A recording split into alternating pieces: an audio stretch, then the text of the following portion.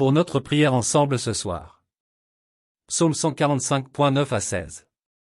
Le Seigneur est bon pour tous, il aime avec tendresse tous ceux qu'il a créés. Seigneur, ceux que tu as créés chanteront ta louange tous ensemble, et tes amis fidèles te diront merci. Ils parleront de la gloire de ton royaume, ils raconteront tes exploits. Ainsi, ils feront connaître aux autres tes exploits et la gloire magnifique de ton royaume. Ton royaume est un royaume sans fin et ton pouvoir royal durera de génération en génération. Dieu est fidèle dans toutes ses promesses, il montre son amour dans tout ce qu'il fait. Le Seigneur soutient tous ceux qui tombent, il remet debout tous ceux qui sont faibles. Tous regardent vers toi avec confiance, et toi, tu leur donnes la nourriture au bon moment. Tu ouvres ta main et tu donnes à tous les êtres vivants ce qu'ils désirent. Colossiens 3.15 à 17. Que la paix du Christ dirige vos cœurs. Dieu vous a appelé à cette paix pour former un seul corps. Dites-lui toujours merci. Que la parole du Christ habite parmi vous avec toute sa richesse. Donnez-vous des enseignements et des conseils avec toute la sagesse possible. Remerciez Dieu de tout votre cœur, en chantant des psaumes, des hymnes et des cantiques qui viennent de l'Esprit Saint. Tout ce que vous pouvez dire ou faire, faites-le au nom du Seigneur Jésus, en remerciant par lui Dieu le Père. Prions ensemble. Ô Dieu mon Père, dans mes loisirs, aide-moi à ne prendre plaisir qu'aux choses que je ne regretterai pas plus tard. Dans ma famille, rends-moi aimable et prévenant, toujours prêt à faciliter et non à compliquer la vie de ceux qui m'entourent. Dans mes relations avec mes semblables, rends-moi courtois et affable. Rends-moi capable de voir la vérité sur moi-même en face. Et à chaque instant de cette journée, fais que je me rappelle que toi, ô Dieu, tu me vois et que c'est en toi que j'ai la vie, le mouvement et l'être. Accorde-moi de ne rien faire qui serait source d'humiliation pour moi, de peine pour ceux qui m'aiment et de tristesse pour toi. Par Jésus-Christ mon Seigneur. Ô Dieu, notre Père, toi qui nous as ordonné de prier pour tous les hommes, je me souviens ce soir de ceux qui ont particulièrement besoin de nos prières. Bénis, ceux qui sont isolés et qui souffrent de la solitude, surtout quand vient la nuit. Ceux qui sont tristes et qui, le soir venu, sont encore plus sensibles à l'absence d'un être cher qu'ils ont perdu récemment. Ceux qui sont malades et qui cette nuit ne dormiront pas. Ceux qui se lèveront cette nuit pour apaiser la douleur de ceux qui souffrent, ceux qui n'ont pas de foyer ni de famille. Ô Dieu, toi qui es omniprésent, bénis ma famille et aide-moi à rappeler que Jésus est toujours l'invité invisible et aide-moi à ne jamais rien dire en ce lieu ni rien faire qui l'attristerait. Garde-moi tout au long des heures sombres de la nuit, accorde-moi un bon sommeil et permets que je ressente l'étreinte de tes bras éternels qui jamais ne m'abandonneront. Amen. Notre sujet de ce soir est les effets pratiques de la paix du Christ, de la parole du Christ, T du nom du Christ. Il y a ici 3 préceptes assez vaguement liés, dont le premier appartient proprement à la série considérée dans notre dernier chapitre, dont il n'est séparé que comme ne participant pas à la métaphore sous laquelle les vertus contenues dans les versets précédents ont été énoncées. En substance, il est étroitement lié à eux, bien que dans la forme il soit différent, et dans le sens soit plus complet. La seconde se réfère principalement aux relations chrétiennes, en particulier au culte social, et le troisième couvre tout le domaine de la conduite, et ferme convenablement la série, qui y atteint la plus grande généralité possible, et de la tombe à l'inculcation de devoirs domestiques très spéciaux. Les 3 versets ont chacun une phrase dominante autour de laquelle nous pouvons grouper leur enseignement. Ces 3 sont, la paix du Christ, la parole du Christ, le nom du Seigneur Jésus. La paix régnante du Christ. Les diverses lectures, paix du Christ, pour paix de Dieu, sont non seulement recommandées par l'autorité manuscrite, mais ont l'avantage de mettre l'expression en rapport avec les grandes paroles du Seigneur, je vous laisse la paix, mon je vous donne la paix. Un étrange héritage à laisser, et un étrange moment pour parler de sa paix. Il n'y avait qu'1 heure environ qu'il avait été, troublé en esprit, en pensant au traître, et dans 1 heure de plus, il serait sous les olives de Gethsémane, et pourtant, même à un tel moment, il accorde à ses amis une part de son propre profond repos d'esprit. Sûrement, la paix du Christ doit signifier ce que « ma paix » voulait dire, non seulement la paix qu'il donne, mais la paix qui reposait, comme un grand calme sur la mer, sur son cœur profond, et nous ne pouvons certainement pas restreindre une expression aussi solennelle au sens de la concorde mutuelle entre frères. Cela, sans aucun doute, y est inclus, mais il y a bien plus que cela. Peu importe ce qui a fait l'étrange calme, qui laisse de telles traces indubitables dans l'image du Christ dessinée dans les évangiles, peut être la nôtre. Quand il nous a donné sa paix, il nous a donné une part de cette douce soumission de volonté à la volonté de son Père, et de cette pureté sans tache, qui en étaient les principaux éléments. Le cœur et la vie des hommes sont troublés, non par les circonstances, mais par eux-mêmes. Quiconque peut garder sa propre volonté en harmonie avec celle de Dieu entre dans le repos, bien que de nombreuses épreuves et douleurs puissent être les siennes. Même s'il y a des combats à l'intérieur et à l'extérieur, il peut y avoir une paix centrale subsistant au cœur d'une agitation sans fin. Nous sommes nos propres perturbateurs.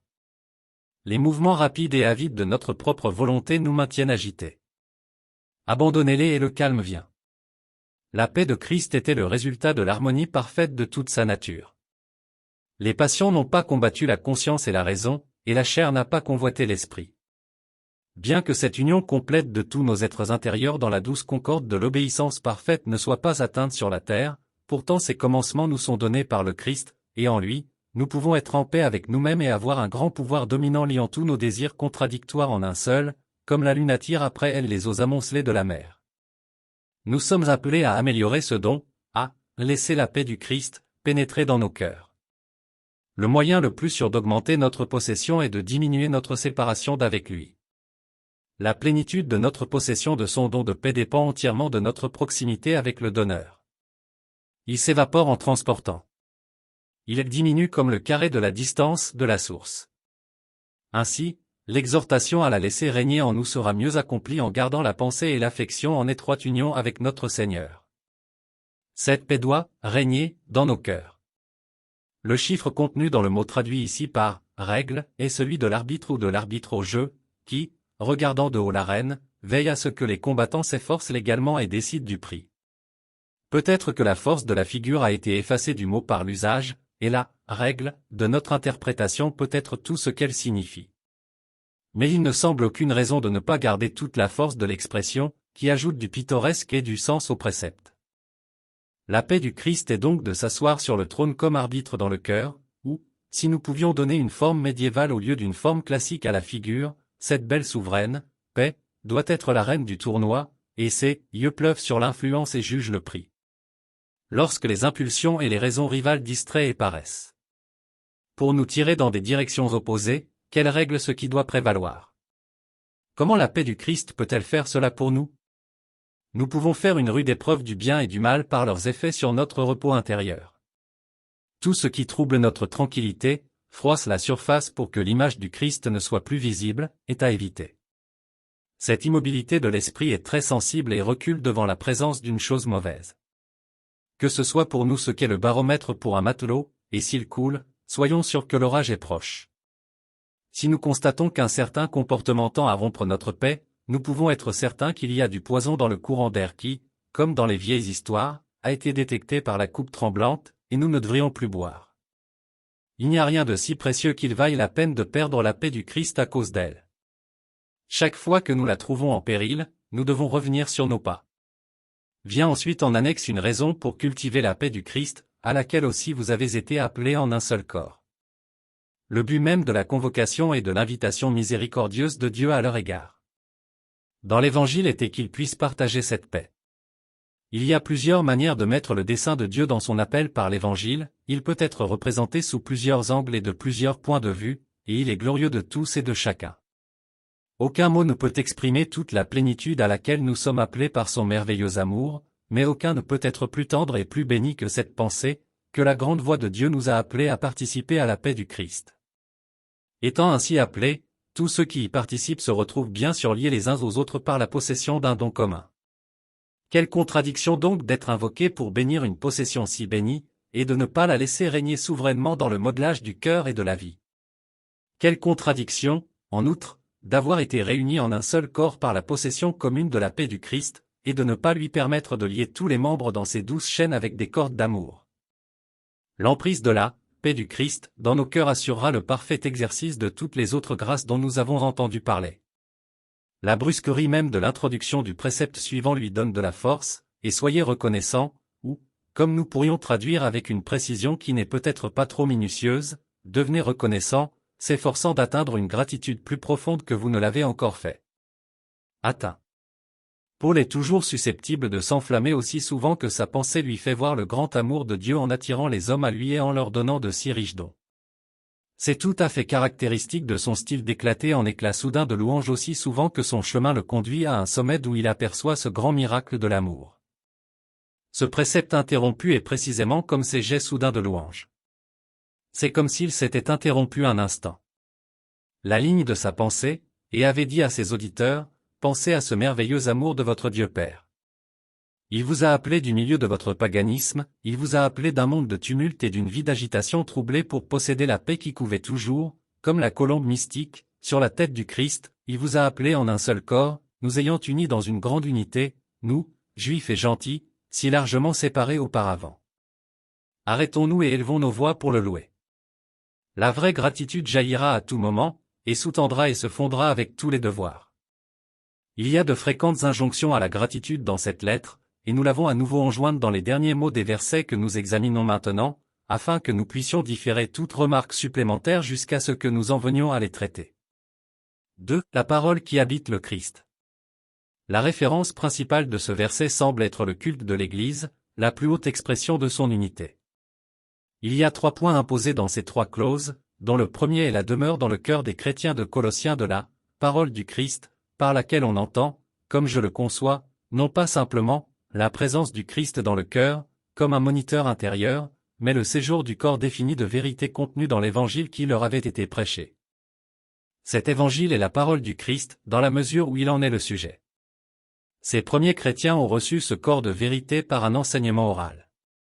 Pour nous, cela vient dans l'histoire de la vie et de la mort de Christ, et dans l'exposition de la signification, de la profondeur et de la puissance de celle-ci, qui sont contenues dans le reste du Nouveau Testament, un corps d'enseignement très précis. Comment peut-il demeurer dans le cœur? Ou quelle est la demeure de cette parole en nous, sinon l'occupation de l'esprit, du cœur et de la volonté avec la vérité concernant Jésus qui nous est révélée dans l'Écriture?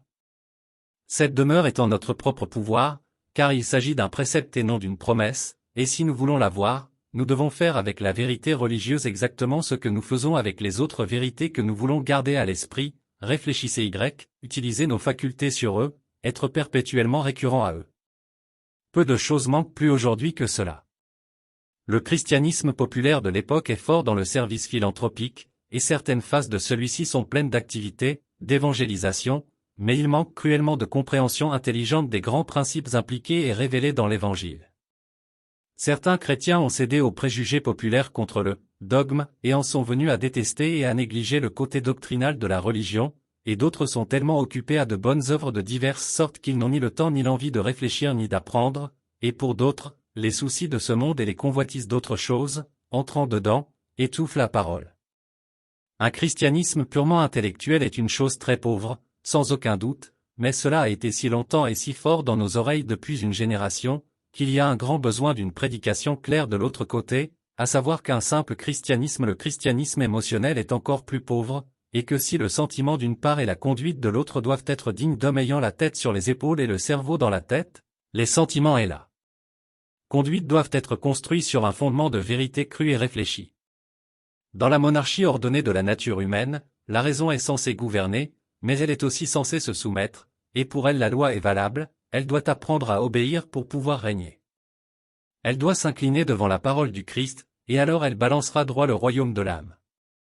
Il nous appartient de prendre conscience de chercher à saisir fermement et intelligemment la vérité chrétienne dans son ensemble, et de ne pas toujours vivre du lait destiné au bébé, ni d'attendre que les enseignants et les prédicateurs ne fassent que répéter pour toujours les choses que nous savons déjà. Ce mot est d'habiter richement dans les hommes chrétiens. C'est de leur faute s'ils le possèdent, comme tant d'autres, en faible quantité. C'est peut-être une marée pleine. Pourquoi dans tant de gens est-ce un simple filet, comme une rivière australienne dans la chaleur, une ligne d'étang peu profond sans vie ni mouvement, à peine reliée par un fil d'humidité, et entourée de grandes étendues de galets aveuglants, alors qu'il pourrait être une vaste eau, des eaux pour nager. Pourquoi? Mais parce qu'ils ne font pas de ce mot, que font tous les étudiants des études qu'ils aiment. La parole doit manifester la riche abondance de sa demeure chez les hommes en s'ouvrant dans leur esprit à toutes sortes de sagesse. Là où l'évangile en son pouvoir demeure dans l'esprit d'un homme, et est intelligemment médité et étudié, il s'épanouira en principes de pensée et d'action applicables à tous les sujets, et touchant tout l'horizon de la vie humaine.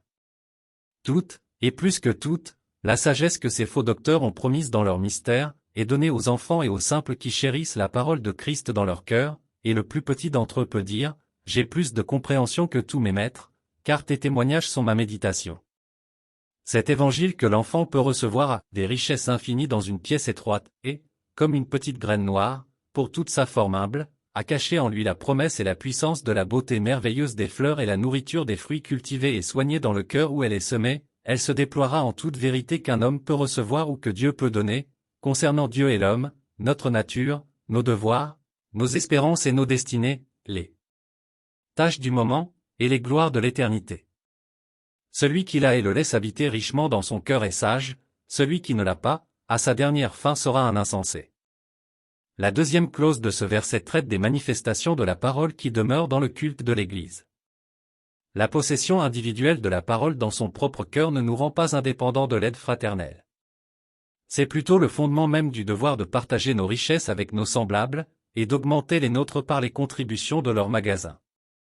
Et ainsi, s'enseigner et se réprimander les uns les autres, en est le résultat. La possession universelle de la parole du Christ implique le droit et le devoir également universel de l'instruction mutuelle. Nous avons déjà entendu l'apôtre déclarer que c'était son travail, d'exhorter tout homme et d'enseigner à tout homme, et avons constaté que le premier office se référait à l'instruction éthique pratique, non sans reproche et avertissement, tandis que le second se référait plutôt à l'enseignement doctrinal. Ce qu'il y revendiquait pour lui-même, il l'enjoint ici à toute la communauté chrétienne. Nous avons ici un aperçu des services publics parfaitement simples et informels de l'Église primitive, qui semblent avoir participé beaucoup plus à la nature d'une conférence libre qu'à aucune des formes de culte actuellement utilisées dans n'importe quelle Église. L'épreuve à la fois de ce passage et des autres épîtres pauliniennes, en particulier de la première épître aux Corinthiens, chapitre 14, le montre sans équivoque. Les formes de culte dans l'Église apostolique ne sont pas faites pour des modèles, et nous ne prouvons pas qu'un usage est censé être permanent parce que nous prouvons qu'il est primitif, mais les principes qui sous-tendent les usages sont valables toujours et partout, et l'un de ces principes est l'inspiration universelle quoique non égale des hommes chrétiens, qui résulte de leur vocation universelle à enseigner et à avertir. Sous quelle forme ce principe doit être exprimé, comment il est sauvegardé et contrôlé, est d'une importance secondaire. Différentes étapes de la culture et sans autre circonstance les modifieront, et nul autre qu'un pédant ou un martinet religieux ne se souciera de l'uniformité. Mais je ne peux que croire que la pratique actuelle de confiner l'enseignement public de l'Église à une classe officielle a fait du mal. Pourquoi un homme devrait-il toujours parler et des centaines de personnes capables d'enseigner à rester muets à l'écouter ou à faire semblant de l'écouter? Il y a certainement là une dépense inutile. Je hais la révolution forcée, et je ne crois pas qu'aucune institution, politique ou ecclésiastique, qui ait besoin de la violence pour les balayer, soit prête à être supprimée, mais je crois que si le niveau de la vie spirituelle s'élevait parmi nous, de nouvelles formes se développeraient naturellement, dans lesquelles il devrait y avoir une reconnaissance plus adéquate du grand principe sur lequel est fondée la démocratie du christianisme, à savoir, je verserai, je répandrai mon esprit sur toute chair, et sur mes serviteurs et sur mes servantes, en ces jours-ci, je répandrai mon esprit, et ils prophétiseront. Il ne manque pas de signes que de nombreuses classes différentes de fidèles chrétiens ont cessé de trouver de l'édification dans la manière actuelle d'enseigner. Les plus cultivés écrivent des livres sur la décadence de la prédication, les plus sérieux se rendent dans les salles de mission et la prédication laïque, les plus indifférents restent chez eux. Quand la marée monte, tous les engins oisifs échoués sur la boue se mettent en branle, un tel temps vient sûrement pour l'Église, quand l'aspiration qui a attendu des millénaires car son accomplissement, et n'a reçu qu'un accomplissement partiel à la Pentecôte, sera enfin un fait. Dieu voudrait-il que tout le peuple de l'Éternel soit prophète, et que l'Éternel mette son esprit sur eux. L'enseignement et l'admonestation sont ici considérés comme étant effectués au moyen du chant. Cela semble singulier étant une autre ponctuation du verset, par laquelle, en toute sagesse, s'enseigner et se réprimander les uns les autres devrait faire une clause séparée, et, dans les psaumes, les hymnes et les chants spirituels devraient être attachés au mot suivant. Mais l'arrangement ordinaire des clauses est probablement le meilleur dans l'ensemble. La distinction entre les psaumes et les hymnes semble être que le premier est un chant avec un accompagnement musical et que le second est une louange vocale à Dieu. Il ne fait aucun doute que les psaumes signifiés étaient principalement ceux du psautier, l'élément de l'Ancien Testament dans le culte chrétien primitif, tandis que les hymnes étaient le nouveau produit de l'esprit de dévotion qui s'était naturellement transformé en chant, les premiers commencements de la grand trésor de l'hymne chrétienne. Les « chants spirituels » sont une expression plus générale, incluant toutes les variétés de la poésie chrétienne, à condition qu'ils viennent de l'esprit qui se meut dans le cœur. Nous savons de nombreuses sources que le chant jouait un grand rôle dans le culte de l'Église primitive. En effet, chaque fois qu'une grande accélération de la vie religieuse vient, un grand éclat de chant chrétien l'accompagne. La marche en avant de l'Église a toujours été accompagnée d'une musique de louange, aussi bien les chanteurs que les joueurs d'instruments ont été là. Les hymnes latins médiévaux se regroupent autour des premiers jours purs des ordres monastiques, les rudes hymnes orageux de Luther étaient aussi puissants que ses traités, la tendresse mystique et le ravissement de Charles Wesley sont devenus la possession de toute l'Église. Nous entendons d'observateurs extérieurs que l'une des pratiques des premiers chrétiens qui attira le plus l'attention des païens était qu'ils se rassemblaient quotidiennement avant qu'il ne fasse jour et chantaient des hymnes de louange à un Christus comme à un Dieu. Ces premiers hymnes avaient un caractère dogmatique. Sans aucun doute, tout comme dans de nombreuses églises missionnaires, un hymne s'avère être le meilleur véhicule pour transmettre la vérité, il en était de même dans ces premières églises, qui étaient composées en grande partie d'esclaves et de femmes, toutes 200 instructions. Chanter l'Évangile est une invention très ancienne, bien que le nom soit nouveau. Le tableau que l'on obtient ici des réunions des premiers chrétiens est très remarquable. Évidemment leurs rassemblements étaient libres et sociaux, avec le minimum de forme, et cela des plus élastiques. Si un homme avait un mot d'exhortation pour le peuple, il pourrait continuer. Chacun de vous a un psaume, une doctrine. Si un homme avait quelques fragments d'un vieux psaume, ou quelque accent tout frais sorti du cœur chrétien, il pourrait le chanter, et ses frères l'écouteraient. Nous n'avons pas ce genre de psalmodie maintenant. Mais quel chemin parcouru depuis cette congrégation jusqu'à une congrégation moderne, debout avec des livres qu'ils regardent à peine, et, adorant, dans un hymne que la moitié d'entre eux n'ouvre pas la bouche pour chanter, et l'autre moitié fait d'une voix inaudible à trois bancs. Le meilleur éloge, cependant, est une chanson de cœur. Ainsi l'apôtre ajoute, chantez dans vos cœurs à Dieu. Et c'est être en grâce, c'est-à-dire en lui comme l'atmosphère et l'élément dans lequel se meut le chant, ce qui équivaut presque à, au moyen de la grâce divine, qui agit dans le cœur, et pousse à cette musique perpétuelle de louange silencieuse. Si nous avons la paix du Christ dans nos cœurs, et la parole du Christ demeurant en nous richement en toute sagesse, alors une musique tacite et perpétuelle y habitera aussi, un bruit comme un ruisseau caché, chantant pour toujours son air calme.